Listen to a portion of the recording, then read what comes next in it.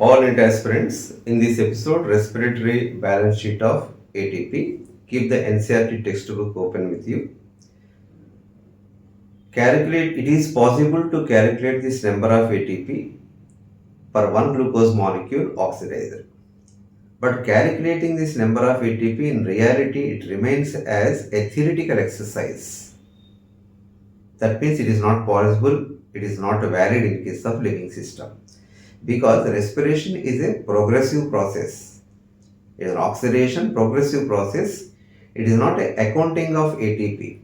It is nothing but energy economics. But anyhow, we can calculate this number of ATP per one glucose molecule oxidized in respiration based on certain assumptions. What are such assumptions? The first assumption, the process or the steps occur one after other. Reactions occur one after other, that is glycolysis, link reaction, Krebs cycle, electron transport system. Next assumption, glucose is only the substrate, no other substrates are participating in case of respiration. It is the next assumption.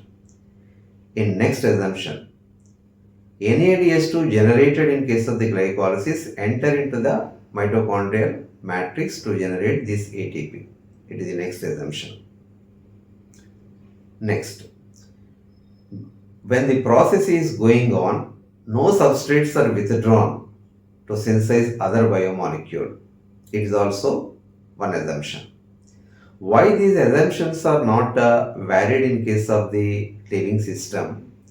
The process do not occur one after other, glycolysis, link reaction, Krebs cycle, electron transport, like that. The process occurs simultaneously.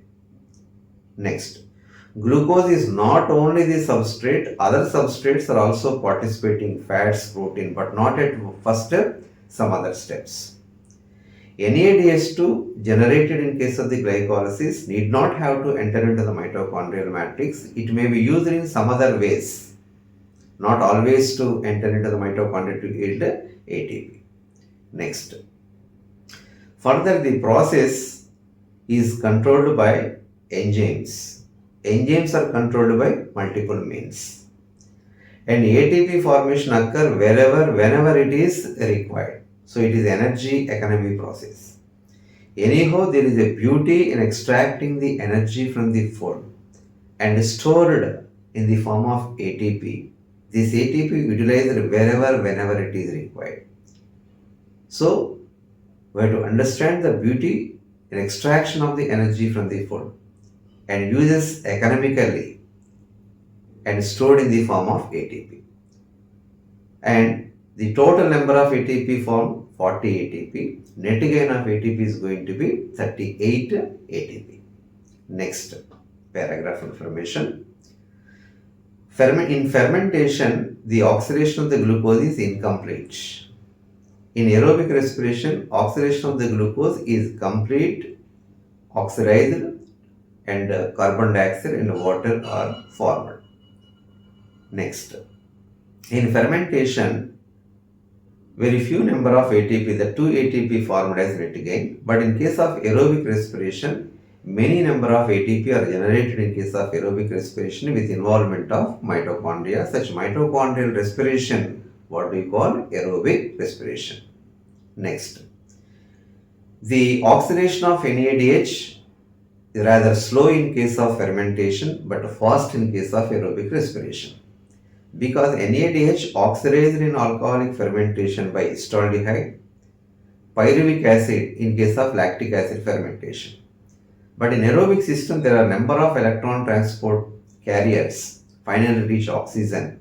So NADH oxidized by oxygen in case of aerobic respiration. That's why the oxidation of NADH is so vigorous in case of aerobic system than in case of fermentation. Up to this, it is respiratory balance sheet.